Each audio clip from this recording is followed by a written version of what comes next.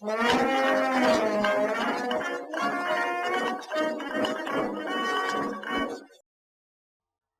everyone, Adam Shaw here from Bravura Media Company. Today we've got another vintage map for you guys. It is a map of Vancouver, Canada that was originally produced in 1898. As you can see, it is a bird's eye perspective map in that we get a three-dimensional perspective of the city. We get to see building architecture, we get to see various industries, we get to see ships in the harbor, we get to see changes in elevation. This map is very, very detailed. We're going to zoom in and kind of explore and examine this map, but before we do, let's kind of give a brief historical background to the city itself. Vancouver, as you might know, is a coastal seaport city in Canada located in the lower mainland region of British Columbia. If we go back in time and look at archaeological records, we can see that Aboriginal people inhabited the area from about 8,000 to 10,000 years ago. Over time, indigenous tribes were formed, such as the Squamish, Musqueam, and the Tsleil-Waututh. These tribes had villages in various parts of present-day Vancouver, such as Stanley Park, False Creek, Kitsilano, Point Grey, and near the mouth of the Fraser River. Europeans became acquainted with the area of Vancouver when Jose Maria Navarez of Spain explored the coast of present-day Point Grey and parts of the Buran Inlet in 1791. Although some are now disputing that the area was discovered by Francis Drake about 200 years earlier in the 1579 timeframe. As for the naming of the city, Vancouver is named after George Vancouver, an English officer of the Royal Navy who explored the inner harbor of the Buran Inlet in 1792. It wasn't until the early 1800s that explorer and Northwest Company trader Simon Fraser and his crew became the first known Europeans to set foot on the site of the present-day city. It seems that this group traveled from the east down the Fraser River, possibly all the way down to Points Grey. From the early to mid-1800s, the Vancouver area saw the rise of economic demand ranging from gold prospecting to logging.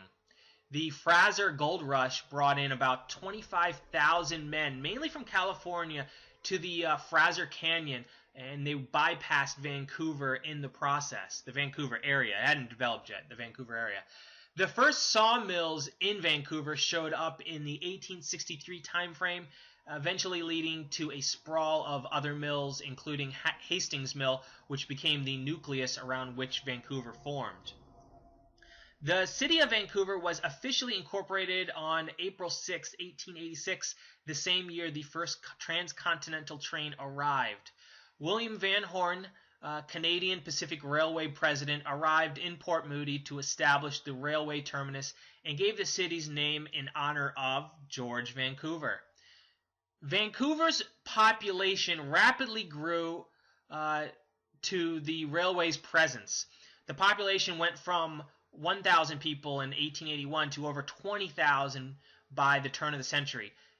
Then it grew even more exponentially to 100,000 people by 1911. So, I mean, just look at this growth. From 1881, 20,000 people, and then to 1911 to 100,000 people. It grew 5 times in about, it looks like 20 to 30 years.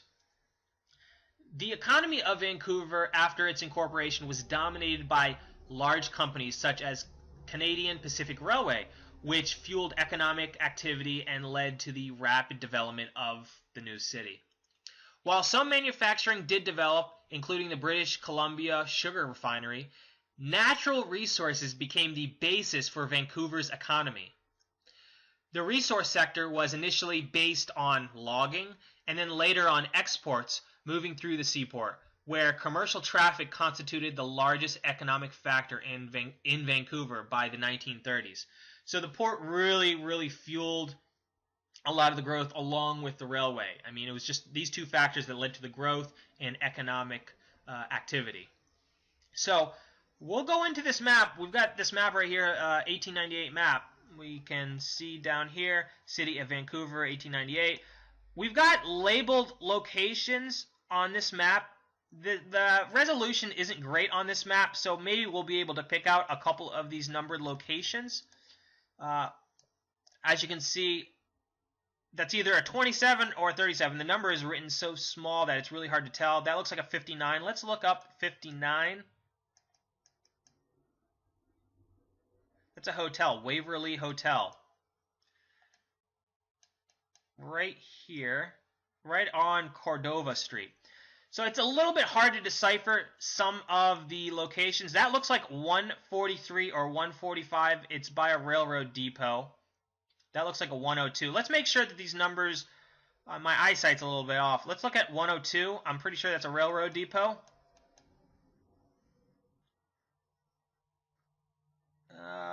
Royal City Planning and Sawmills. Oh, I might be wrong. Maybe that's 101. Canadian Pacific Railroad covered freight sheds. That would make more sense to me.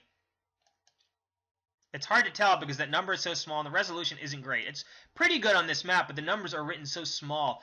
103 is right here. That looks like a factory or processing plant. Let's see what 103 is. Yeah, that's a cement works. That's a cement works right over by a logging company, a sawmill company, right across from it. We can see when we talked about logging and how predominant it was in their economy. I mean, 1, 2, there's one over here, 3. I'm pretty sure that looks like a sawmill logging plant right here because we see their fenced-in waterway. You see that they did the logging. They held it in the water over the Upper False Creek's flats. Oh, sorry about that. We can also see the ships as well detailed over here by the Burren Inlet. We even get ship. Wow. We actually get labeled ships on this. That looks like 118, 119. HM ship Imperious flagship. And 119 HM ship Amphion. So we got ship numbers on. That's fascinating that is labeled on here. What's this little dock right here? 140. Burren Inlet. It's a rowing club. So there's a rowing club right here labeled very close to Seton Street. Man, these maps are just fascinating. How much detail that and information. Oh, remember we talked about logging? Another logging plant right over here. Ships in harbor probably picking up logs and whatnot. Here's 5. What's 5? It is not labeled. 5 did not get labeled. What the heck? Right there. That's a shame. But I mean, certainly we get a perspective of what Vancouver was like in 1898, its growth. We can obviously see the building architecture in downtown, right on Cordova Street. We can see just how built up it was. Even on the outskirts, we can see a lot of residential areas off in this distance. I wish this map was a little bit higher resolution. I'm sorry and I apologize for that. Oh, there's another sawmill right over here. I mean, such an important factor in its economy. And we also talked about the gold rush. The gold rush had an impact on this city as well. A lot of the Fraser group really bypassed the city and went to the canyon to go mining. But logging really took over, as we can see. So, pretty cool map. I'll show you another map of Vancouver. This one is a 1920 map.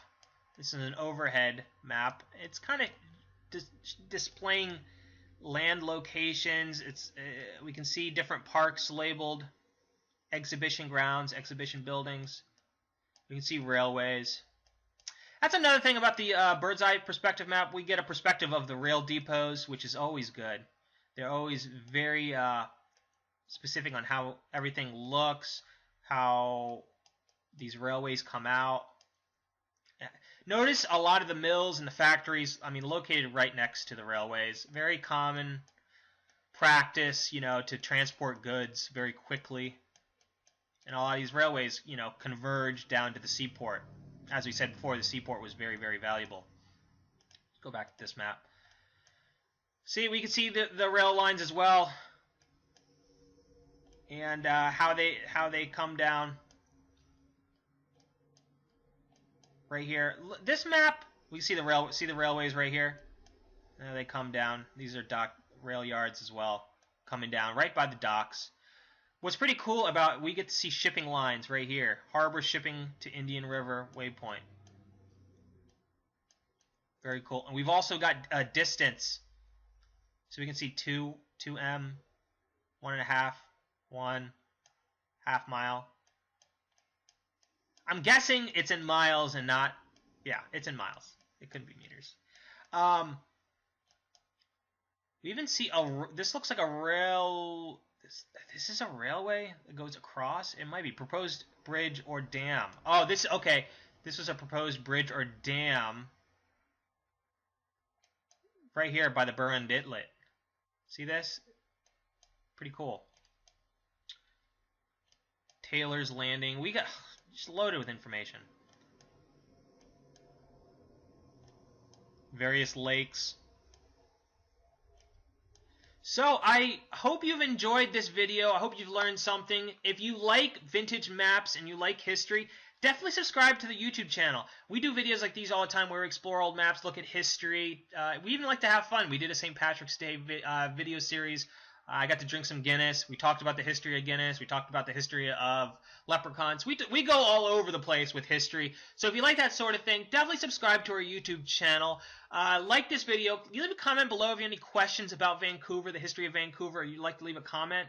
Like this video, share this video, and I will see you guys soon. Okay, take care. All right, bye.